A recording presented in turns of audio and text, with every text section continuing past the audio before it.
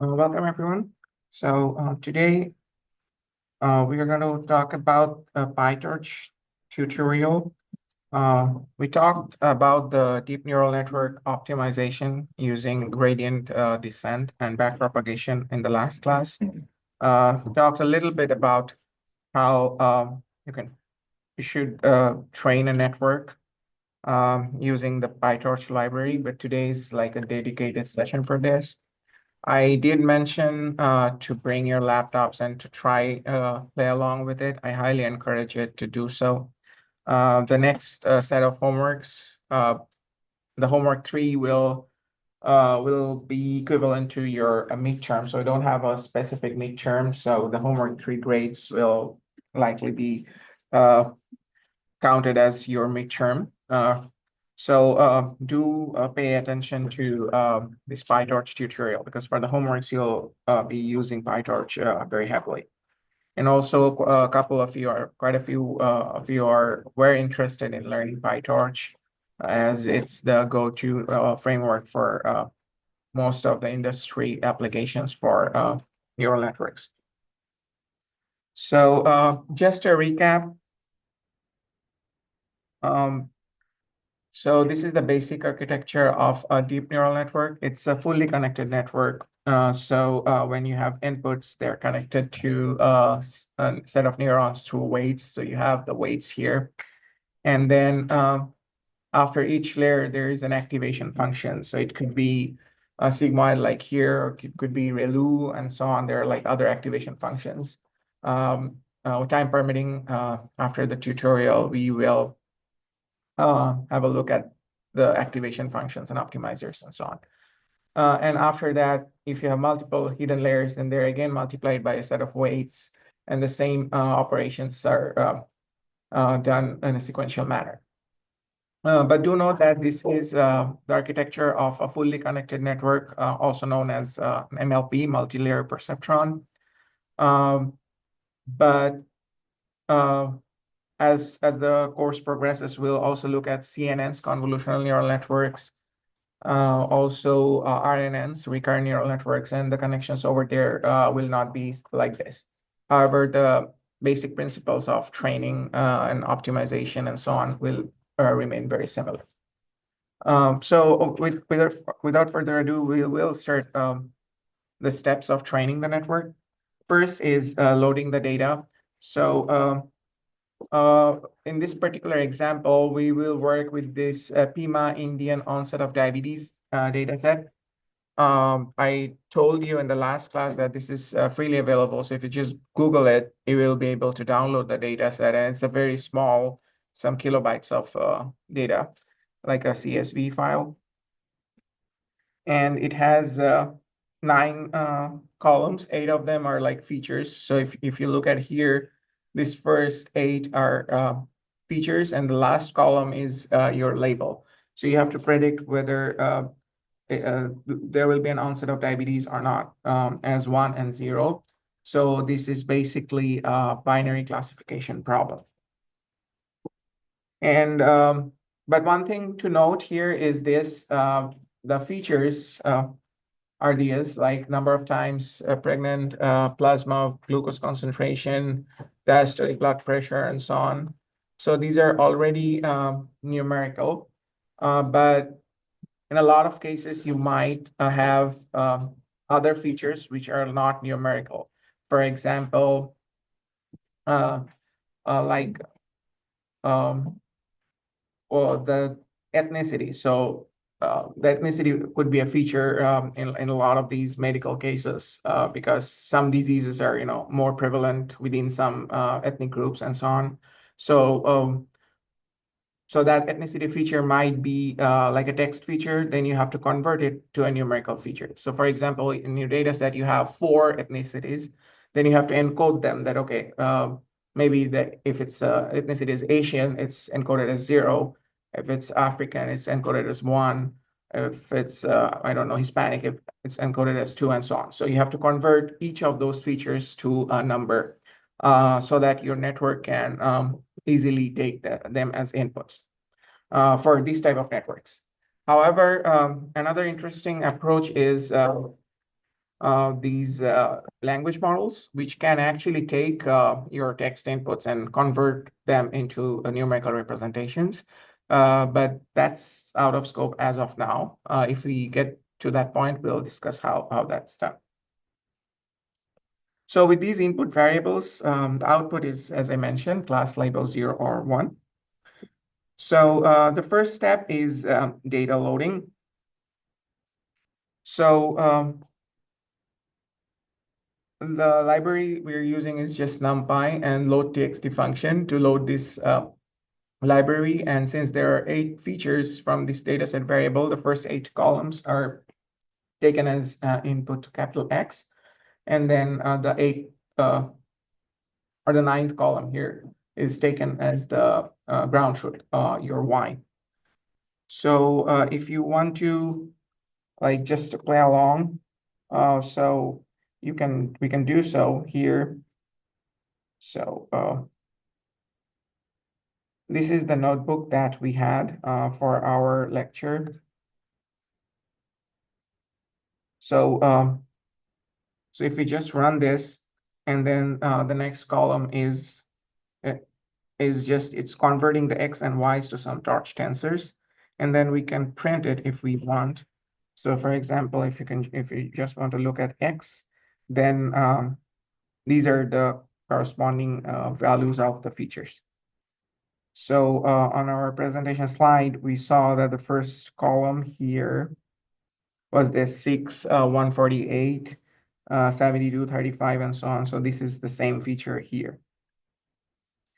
So and then we can also look at how many of these columns are here. So x.shape and y.shape. We print this, then we'll see that we have 768 number of samples, and each of them have 8 features. And for Y's, we have 768 number of samples and just 1. So this is the label. So that's the first part, very simple. Now let's go back. So we are up to this. So since we are using a PyTorch, so every time you have some other type of variables, in this case, a NumPy array, you have to convert it to something called a torch tensor. That's how it works.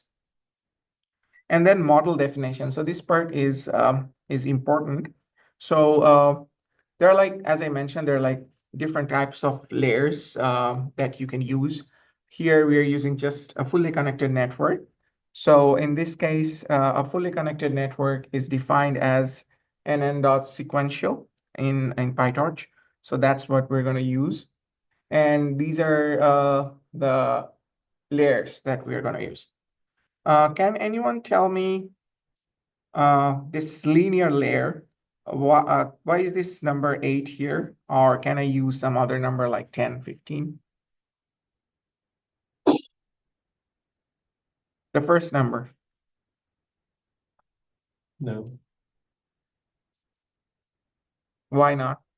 this is how many features there are. Exactly.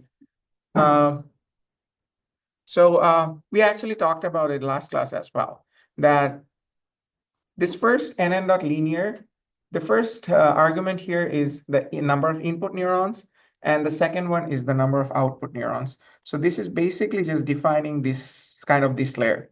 So if you're doing this layer, for example, if you had to define this layer, what would be the equation for nn.linear? Just here. Can anyone tell me? This from here to here.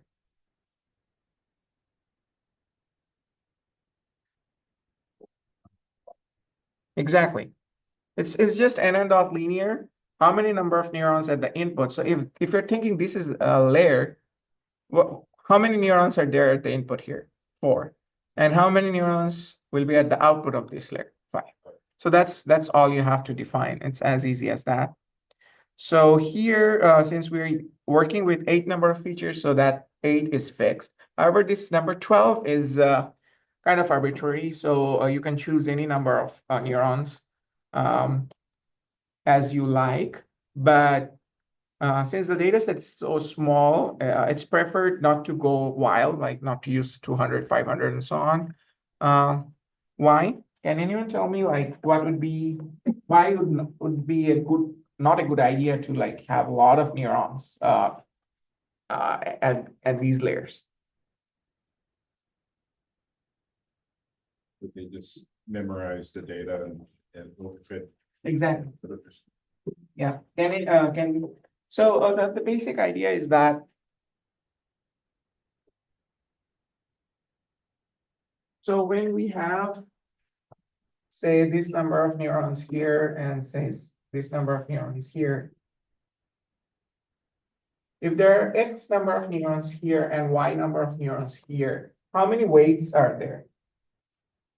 It's simply X times Y number of weights, right?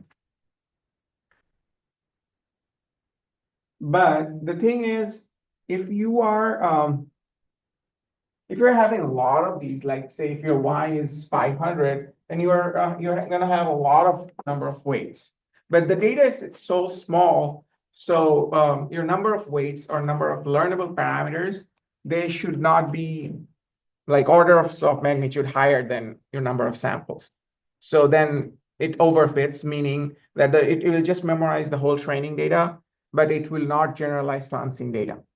So that's why your network should be in proportional or somewhat related to the number of samples or data set size. Again, there is no hard and fast rule for this, so you'll just have to play around with it. You can just put more neurons and see how it performs. Most likely, you'll see that if you have too many number of neurons or no many number of trainable weights, then it will overfit. What do I mean by overfitting? That basically means that in your training data, like where you're already providing the output labels, it will perform very well. But on the unseen data, it will not do as well. Okay, so here, how many number of hidden layers do we have? Question for everyone. How many number of hidden layers are there in this network?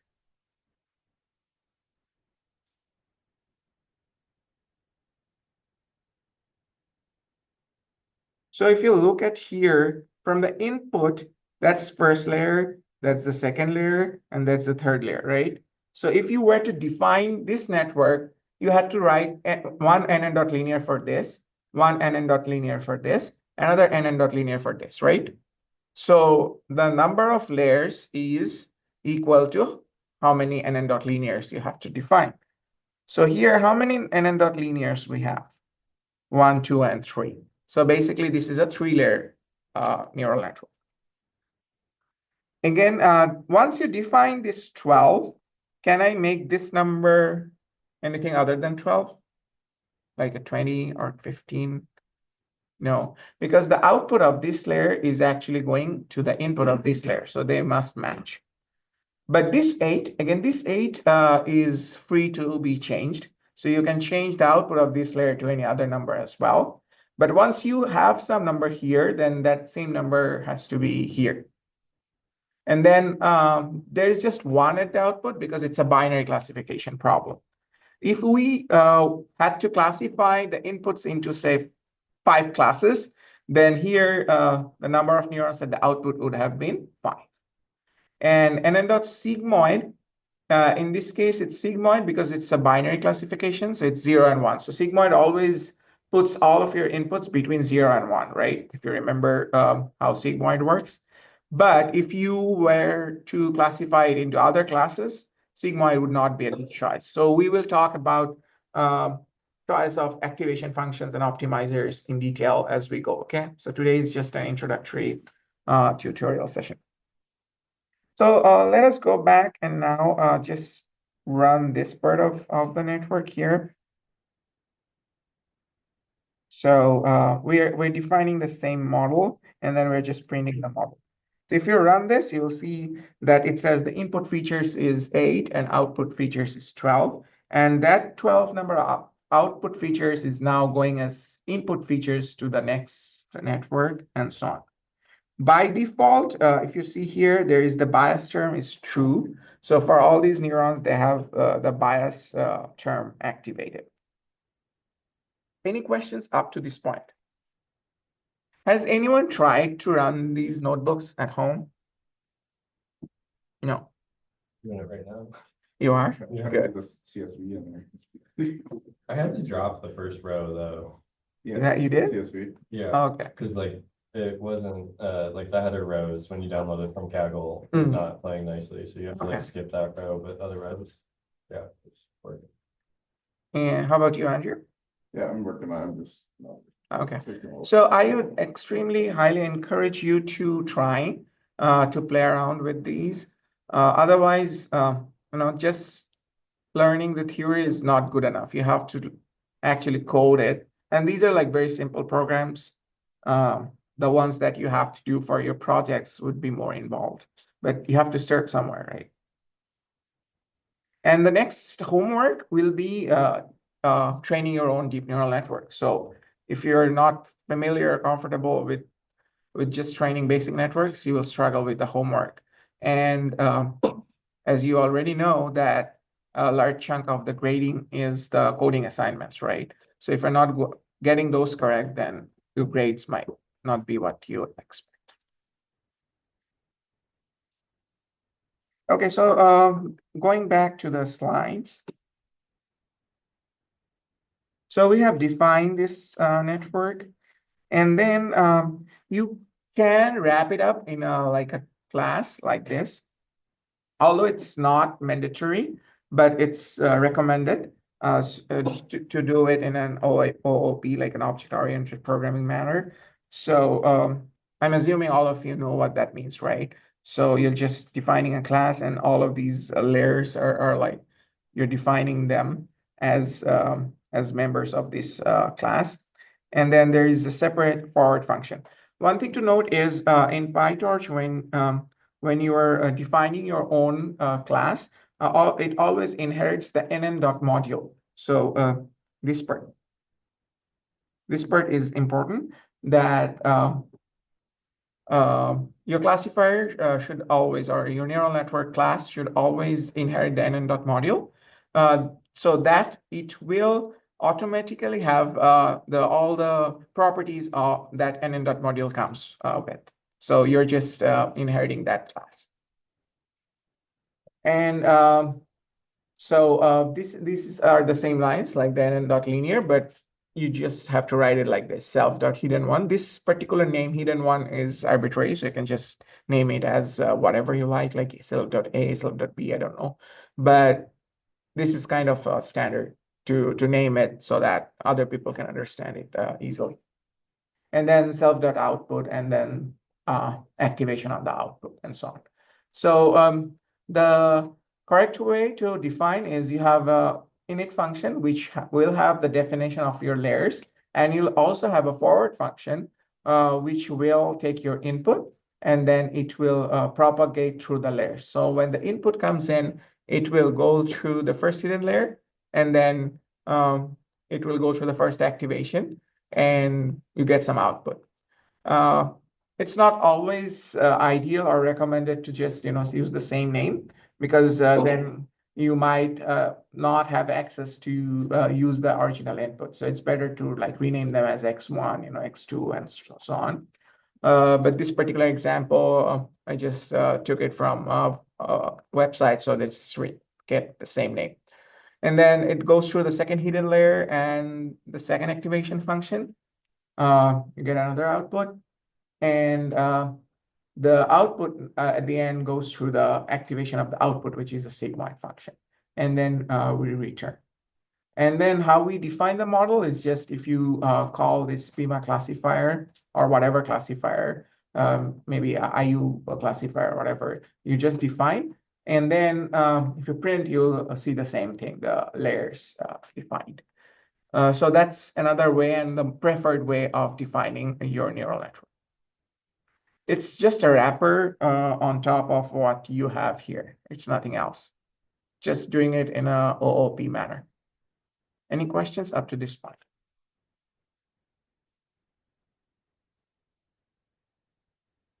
Yeah, so that's good. Okay, so then loss and optimizers. So once you define a model, you have to define a loss, like how will it calculate the loss between your predicted output and the ground truth. So there is a very popular loss for this type of binary classification called binary cross entropy. So they're like well-defined functions in PyTorch, so you can just call the cross entropy function.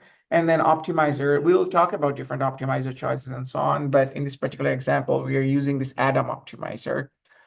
This is also very popular and works pretty well in a lot of cases. So this optim, you have to define this library at the top. So remember when we did this imports, the optim library was already important. So from this optim library, we're importing Atom, and you have to give a learning rate to it. So this learning rate is again a hyperparameter. What a hyperparameter is that you don't train it, but you give fixed values to it, but you have to play around with it to see what works. So 0.001 or 1e minus 4 are like good starting points to play with, but you have to see what works in a particular case. Any questions up to this point? Okay, no. And then training. So for training, there are two important terms that you need to understand. One is a batch and another is epoch. I touched upon them a little bit on the last class if you were here. Can anyone tell me what does an epoch mean in a neural network training setup? Don't look at the answer in the board. Just try to give an answer. Just be honest to yourself. Yep. Were you trying to give the answer? Well. Oh, sorry. No worries. Yeah, and any idea what an epoch is? Yeah, go ahead. It's the amount of time that it takes for the model to go over every piece of data in the set. Once, yes, exactly. That's the right answer. And what's the definition of a batch in a neural network training setup? These are the terms that you'll have to be familiar with.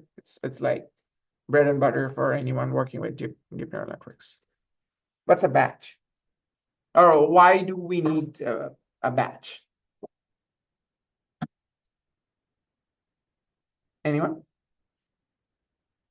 Yes? Segment the data. Sorry? To segment the data. Segment the data. Yeah, but why do we need to do that? Can't we just use the whole data set together? It's like any marginal error.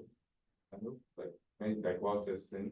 So if you use everything at once, it doesn't might not give like a full or a clear picture of like what you want to see. So maybe so by segmenting it to be not to say unbiased. Yeah. Yeah.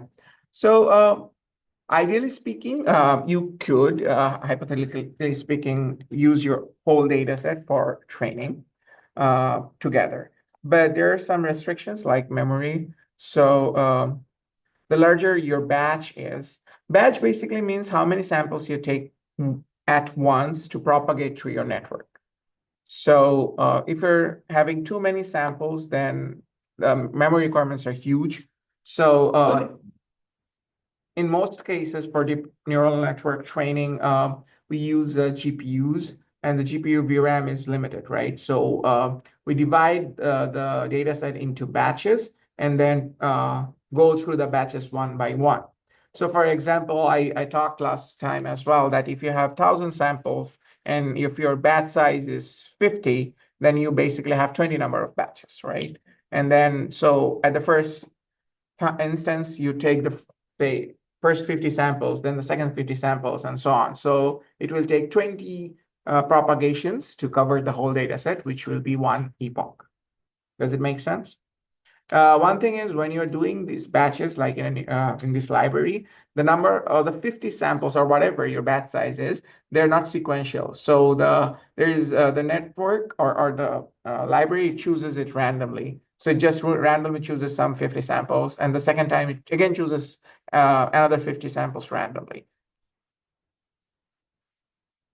Is it pretty much just as big of a batch as your hardware can handle? Is that what you want? Yes. So if you look at it, if you see that it is very interesting. Just try it. So just look at the batch size for many of these large models like LLMs. You'll see that a lot of these big companies, they're trying to do like their batch sizes are huge, like 20,000 or even larger. But in academic setup, it's like 512 or 1024 or whatever. So larger batch sizes are usually better for generalization, but again, depending on your memory requirements and compute budget, you might not be able to fit them all together. So, and this batch size you define, and the number of epochs you also define. So the epoch is like going through your data set once. So if it were to learn perfectly, just showing it once would have been enough, right? But that's not the case. It's like you are training a kid, how does a cat versus a dog look like? So if you just show one image of a cat just once, it might not be able to learn it very well. So you have to show it again and again and again. And each time you tell, okay, this is a cat, this is a cat, this is a cat. So you have to repeat it. And how many number of times you repeat is this n epochs. So again, this is a hyperparameter, so you can define 100, 200, I don't know, whatever, and then see how your learning affects changes. One interesting thing is that when you're training, you'll see that with number of epochs, your loss should actually go down, right? When you're showing the inputs multiple times, your network should be able to learn that, okay, this is the correct output, this is the correct output. So with number of epochs, the loss should actually go down. But at a certain point, it might not go down anymore. The validation loss might actually go up. So it might start just memorizing it. So then you have to stop, not train anymore. So it's not that just keep on increasing the number of epochs as much as possible. That's not the best idea. So we will be talking about these a lot. Today is just brief introduction. So that's how you define. So this is like a for loop. So this is actually not the best way of writing it. So the first for loop is fine, but in PyTorch, there's something called a data loader. If you define the data loader, then it does the batching and the loop by itself. Here, we haven't defined a data loader, so it's like we're doing manually.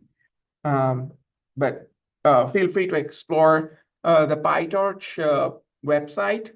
They have beautiful tutorials in their website. So I highly encourage you to look at them if you're interested in learning about neural networks. And then the second for loop is easy. It's like each time you're taking batch size number of samples up to the length of x, and x batch. So this is nothing but batch size number of samples from x, and then ypred model of x batch. So this line is what it's doing is you already defined the model, right? So the forward propagation is just this one line, that model of x batch. So this propagates this whole x batch through all the layers and gets your y prediction output. And then you also get the y batch, which is your ground truth. And this is the loss function line. So we already defined the loss function. You'll have to give the y prediction and y batch. So this will give you the loss. And then these lines are important to understand. So first, optimizer.0 grad, meaning that when PyTorch backpropagates, at each layer, it has the gradients accumulated. So it's like if you have like this. So we saw that the gradients are backpropagated, right, through the chain rule. So say you were at the 5th batch, but you never did the optimizer.zeroGrad. So what it's doing is at the first batch, it has some gradient values. So maybe this weight is W1. So del cost of del W1 was maybe minus 0.5. So that value is here. Now, if you do it again for the second batch, what it will do is it will just accumulate over this gradient, which you ideally don't want. So every time you do a batch, you first make all of these previous accumulated gradients 0. Make sense? You have to do it. This part is important to understand because like I remember in like one of the quizzes that I had is they just changed this order of 3 lines. The code would be the same, but if you change the order of these 3 lines, the training and the output will not be the same. This is an interesting experiment. Like I remember because it was part of one of my quizzes.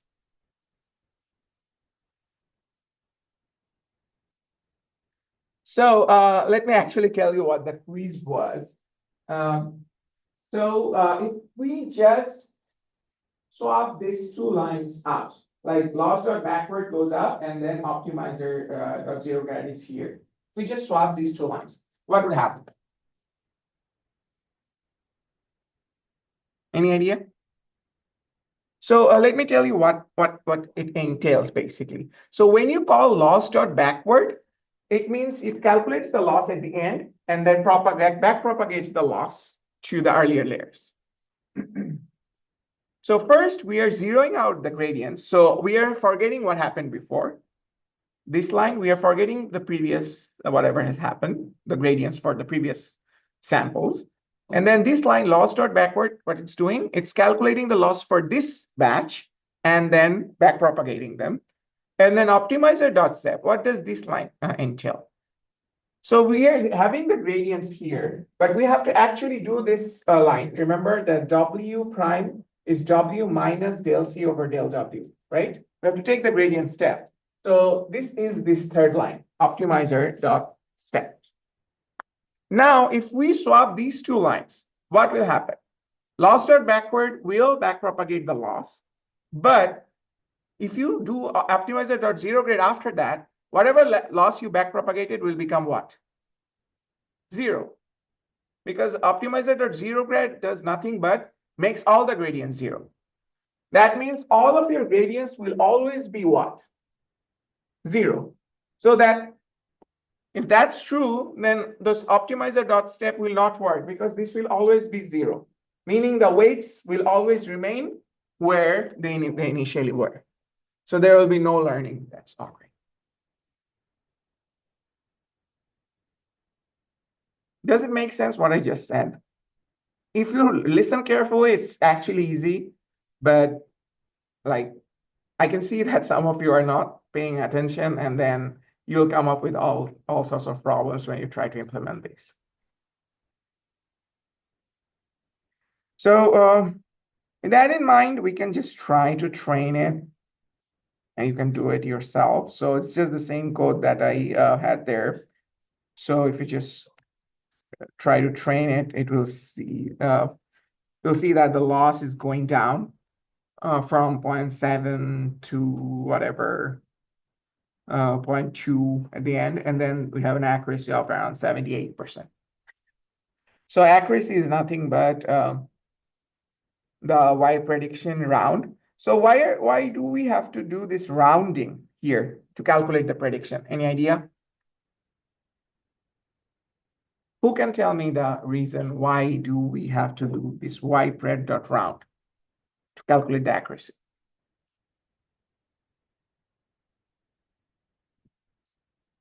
Big number. So you don't like deep learning that much? You don't like deep learning? I didn't say deep learning, I want big number. Big number? Yeah. But here the numbers are between 0 and 1. Anyone? So basically, this is a binary classification problem. So how you can calculate whether your prediction is right or wrong? If the actual is 0, you have to predict 0. If the actual is 1, you have to predict 1 to be correct, right? But what does sigmoid do? Sigmoid predicts a number between 0 and 1. So say your sigmoid is saying 0.3. You can compare 0.3 to 0 or 1. You have to take one side, right? So that's why we're rounding it. So if it's less than 0.5, you have to go tell, okay, I'm predicting 0. Yes, it's a binary.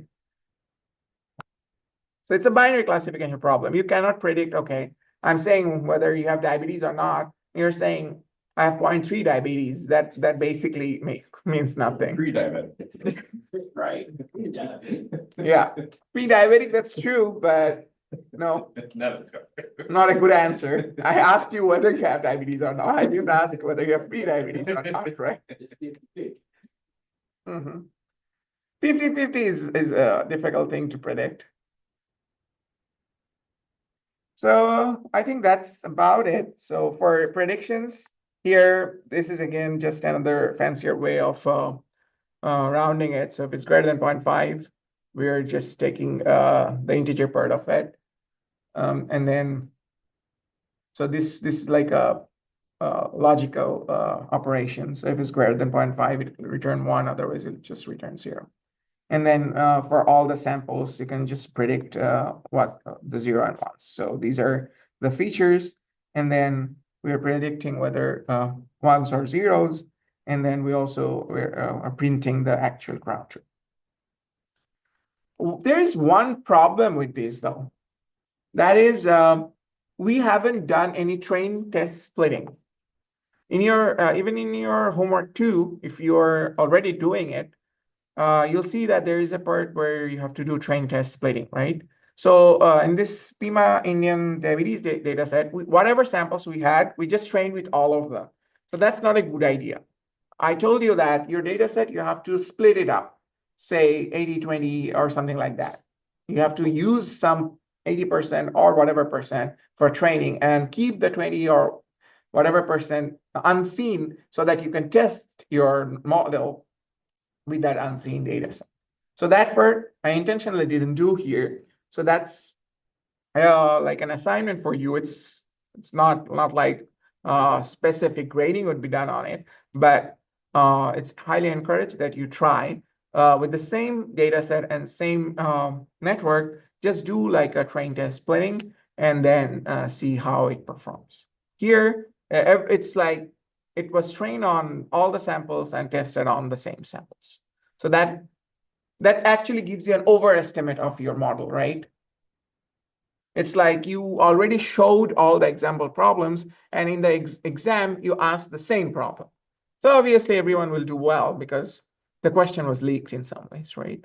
But in real life, that will not happen. So the samples might not be exactly similar or exactly same in this case to your training samples. So the accuracy that we have is like an overestimate of what the actual accuracy would be.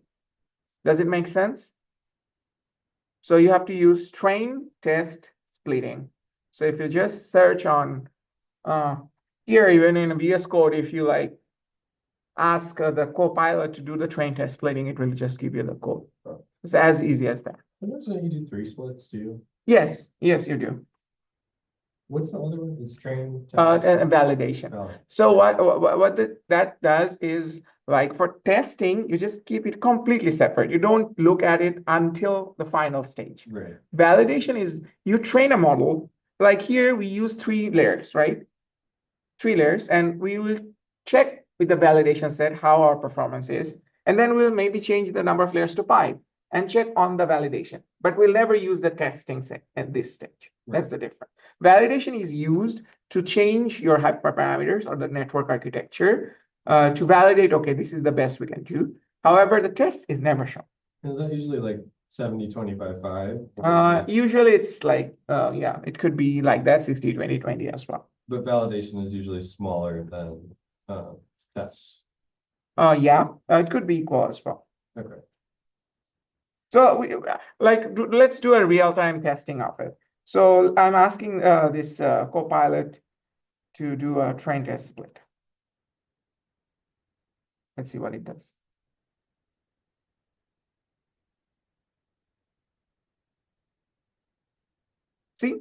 It's as easy as that.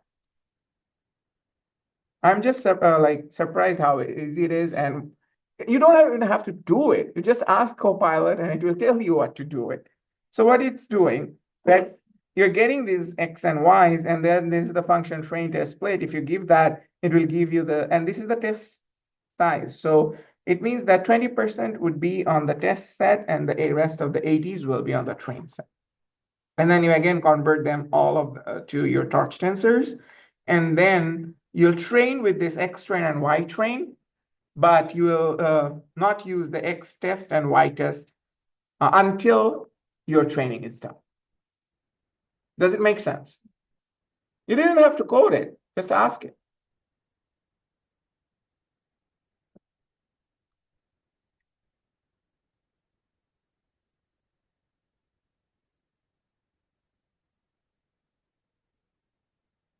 And then, for example, we want to see how the loss changed with respect to the number of epochs, right? We can want to see that. Let's ask the Copilot to do that.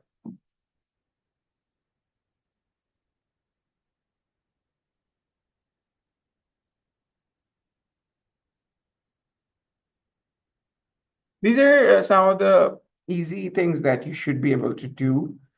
Like, so here it's giving us the code. We already trained it.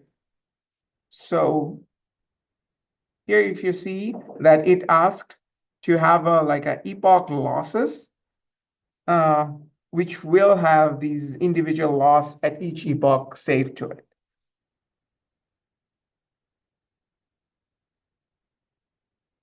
And then at the end, we will print it. So let's try this to see what happens.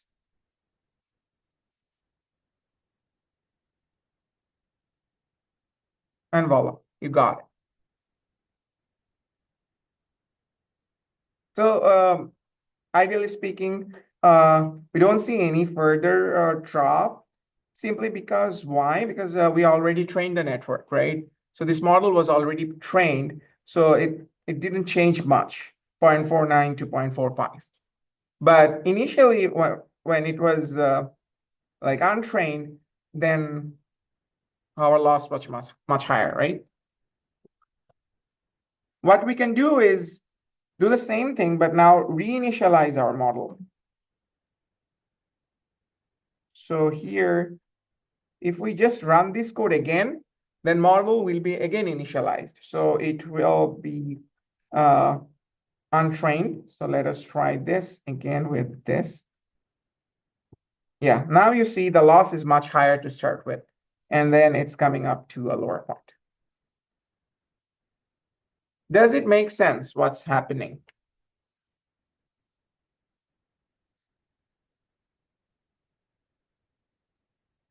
I didn't code anything. And in a lot of cases, for basic deep learning, basic machine learning, the coding is not the bottleneck at the moment. The bottleneck is data, compute, and in a lot of cases, algorithmic novelty. Like this is the child's play at the moment. But like the state of deep learning right now in these large language models, it's very difficult to improve upon. Yeah, data and computer are like huge bottlenecks. So for that one, you just showed the chart, Yes. Where it drops off there, is that kind of like a good, I don't know what that number is, like 7 or 9 or something like that. Is that like kind of where you would stop? Like, that's a good number, or do you want to go? No, as much as possible? So you can keep going as much as possible, but do remember this is on the training set. So on the training set, it will always go down because you know the labels, right? So this is not the representative plot. Ideally, what you want to plot is again on your validation set. And in your validation set, ideally speaking, it will go down. And if you keep training at a certain point, it will start going up. That's where it starts. That's where you should stop, Okay. the lowest point. And so let me just find this underfitting versus overfitting in DNNs. We should have some plots which actually show something like this. Not sure which link will have this, but yeah, you see this? So this is your total error, the black one.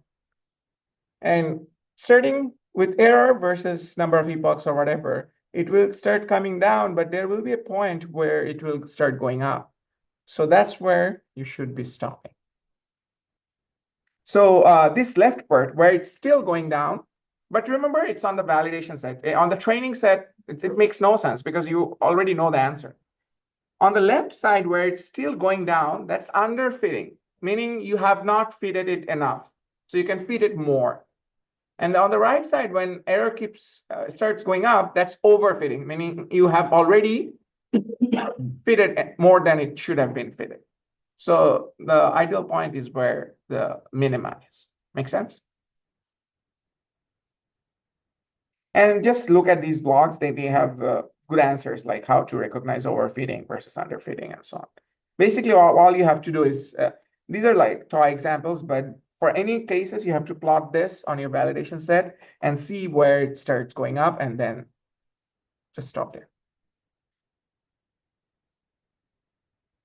Like if I were to just explain an underfitting and overfitting theoretically, it probably would not make much sense, right? But showing this in the context of a real problem or like a real plot, it's much more vivid. Like if you do it once, it should stick with you for a longer period. That's why, again, I highly encourage you to like not be busy with your phones, rather try to do some assignments or some coding, at least on the classes. Again, you're free to do whatever you want, but if you're here, it's better to learn something, right? Okay, we will go back to the slides. And then this last part, as I mentioned, this is like the evaluation part, but one thing is I intentionally did not use the validation sets. Everything is training here. That part you should be doing in your laser time or at home, or the train test splitting to the evaluation on the test set and see how the performance changes. And for your homework, not the next one, but even for this current homework, which is due next week, you have to do train test splitting. If you haven't started, you should. I mean, I keep on saying it almost every day, because I want all of you to get, I mean, if all of you get full marks, like that's good for me and good for you as well, right? But if you start too late, then you all know how it goes, right?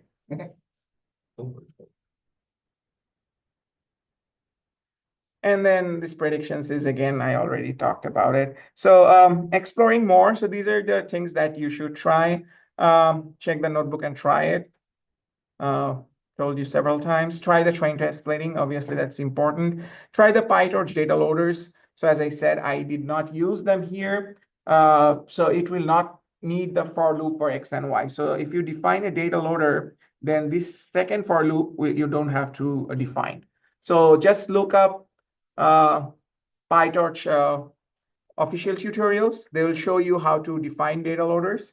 If you don't, if you're too lazy, just ask Copilot. It will actually do it for you. Does the data loader like do the same stuff? You just don't have to run it all out? Yes, but you have to define a data loader at the beginning. Yes. Built, it'd be a pre-built. Yeah, it's like using a pre-built function. So it automatically, and you have to just give the batch size. So it will create those batches for you.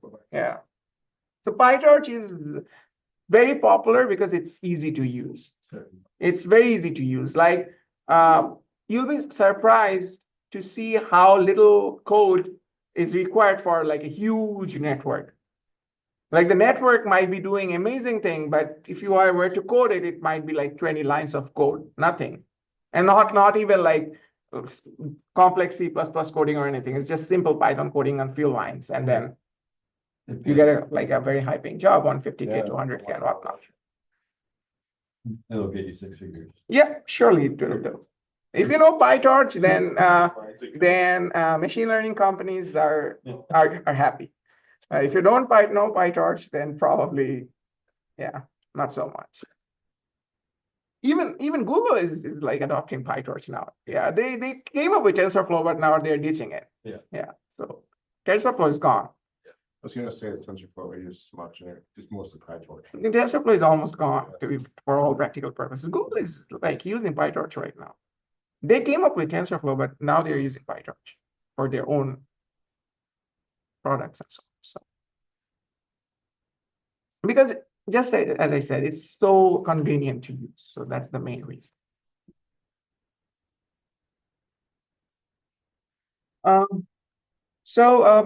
That's about it for our tutorial today. So for next few minutes, we will have some theoretical discussions. So the objectives of this is to understand some common activation functions, their properties and derivatives.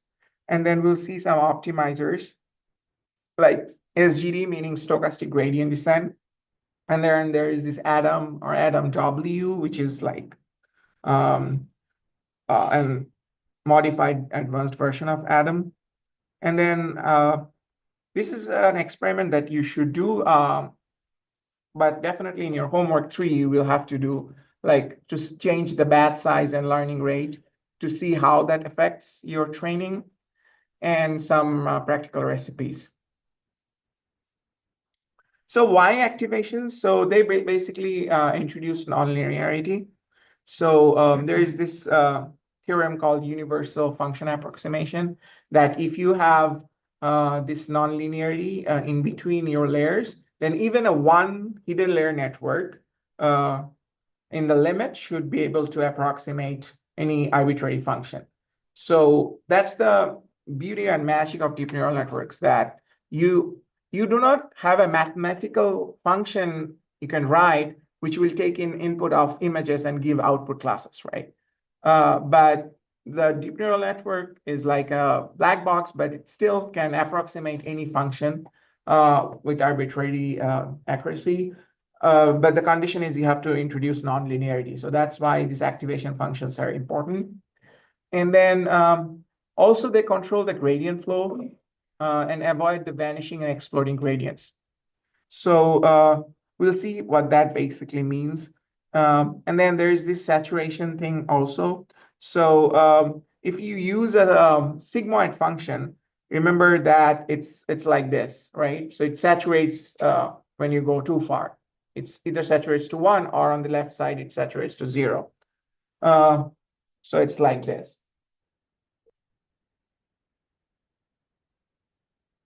But ideally, we do not want such saturation to happen. So there is this ReLU function, which is in a lot of cases works better. So this is ReLU, and this is sigmoid.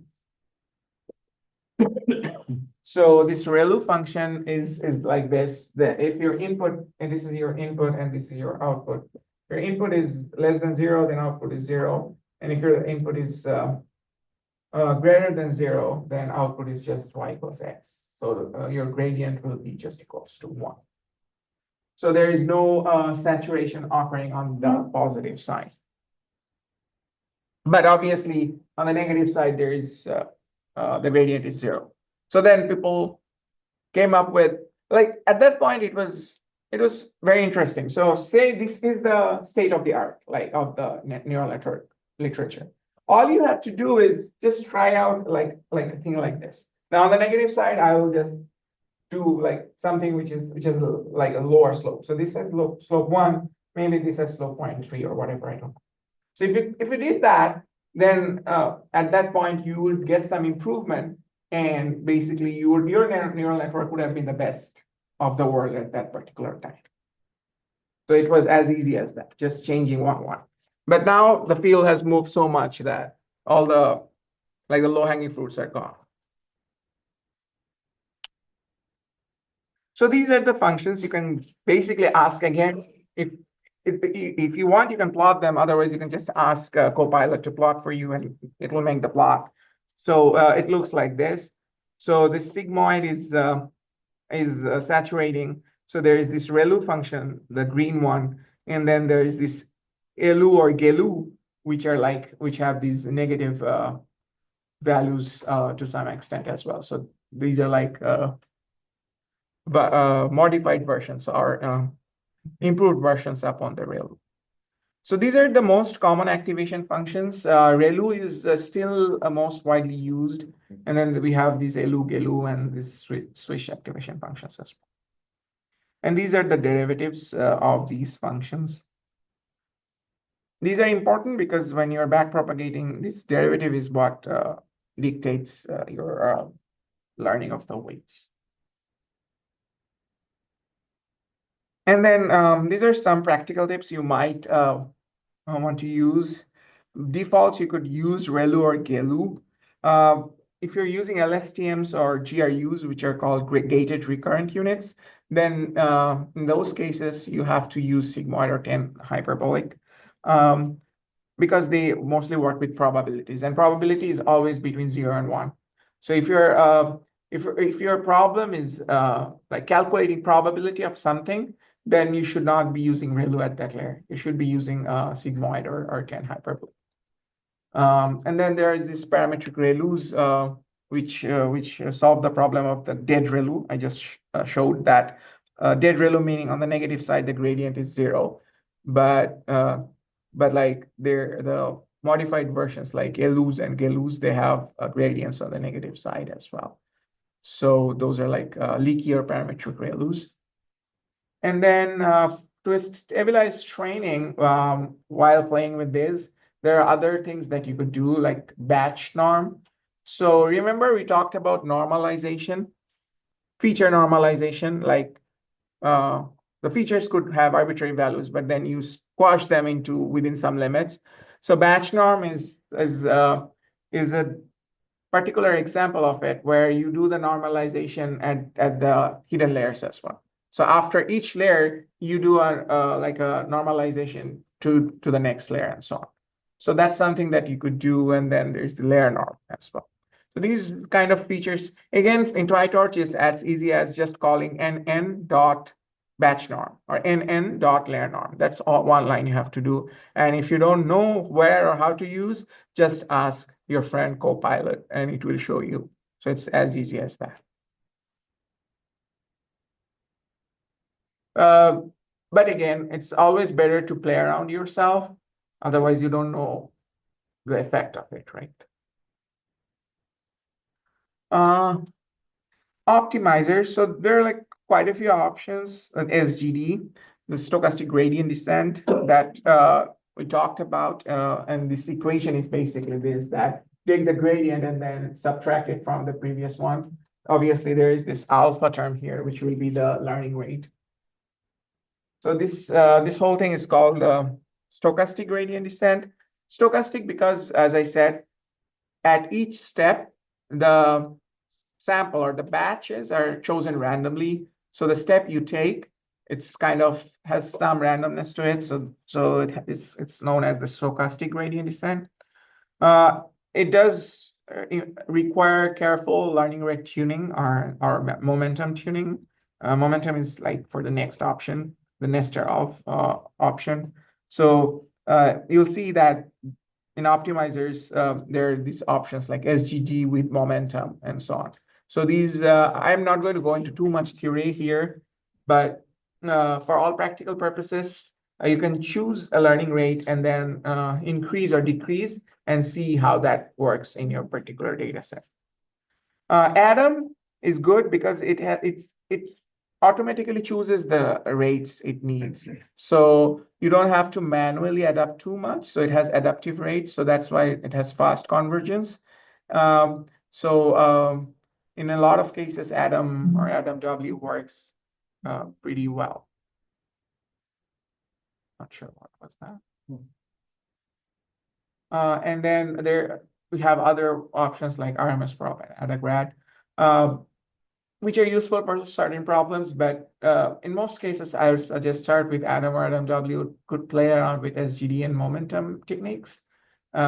In some cases, you'll see that you start with an optimizer, but your network is not training, you can change the optimizer and magically it will start training. So sometimes it just try different options to see what works.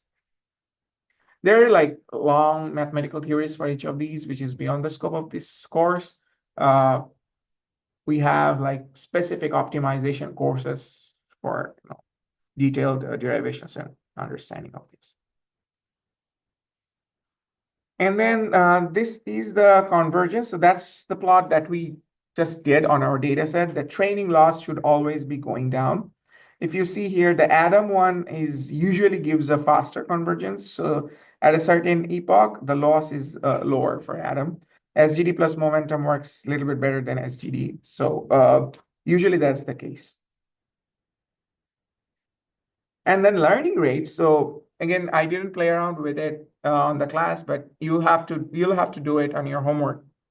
So you have to see there, if your learning rate is too low, then it means that it will take a long time for the loss to come down, right? Because it's like you are maybe at 100th floor and you are trying to go to the first floor by taking stairs. Now, if your each step is very slow, like one stair at a time, it will take you a long time to go from the 100th floor to the first floor, right? But if your learning rate is good, obviously it's not the best example, but bear with me. If your learning rate is good, then you should be able to go down faster. But there is this problem that you might overshoot. So in a lot of cases, if your learning rate is too high, then it will just keep on oscillating. So you have to keep a balance between a good high rate and a low rate. So usually a good starting point is like, as I said, 1e minus 3 or 1e minus 4. Those ranges are good, but there's no hard and fast rules for this. And the effect of batch sizes, as I mentioned, this is again hyperparameter. So all of these are hyperparameters, meaning the network does not learn this. You have to tell the network, okay, use this value. But the weights and the biases, you never tell the network to pick one value. The network chooses some random value and then it trains. So that's the difference between a hyperparameter and a parameter. A parameter is something which is trained. A hyperparameter is something which is fixed and you predefine. But you have the flexibility of changing it. So in this case, it like with number of epochs, obviously, the accuracy is going up, and small batch. So both of them have small batches, and this one has a larger batch. So for example, here it kind of saturates at 90%, and for larger batches, it goes a little bit above. So in this particular case, a larger batch is better. So I told you, Andrew, I think you asked the question that larger batches are better or not. In a lot of cases, it is, but depends on how much you can fit. So why is this? So small batch size is meaning noisier updates. So it basically means that when we are using multiple samples in one batch. So for example, batch size is 15. That means we are taking gradient with respect to 15 samples, right? And then the actual gradient will be averaged. So you are taking average of 15 different samples. So that will have some noise. But now if the sample size is larger, so it's common sense that if your sample size is larger, the average is smoother. The noise is lesser, right? So that's like a basic theorem of probability. So I think with that in mind, we have had a lot of things discussed today. And these are not only of theoretical importance, but also practical importance for this course and beyond. So again, highly encourage you to do the homework, and any questions, if you have, post it in a discussion. The TA and I will look it up and start working on your project as well, because that's a huge part of the course evaluation. Thank you so much. If you have any questions, feel free to ask.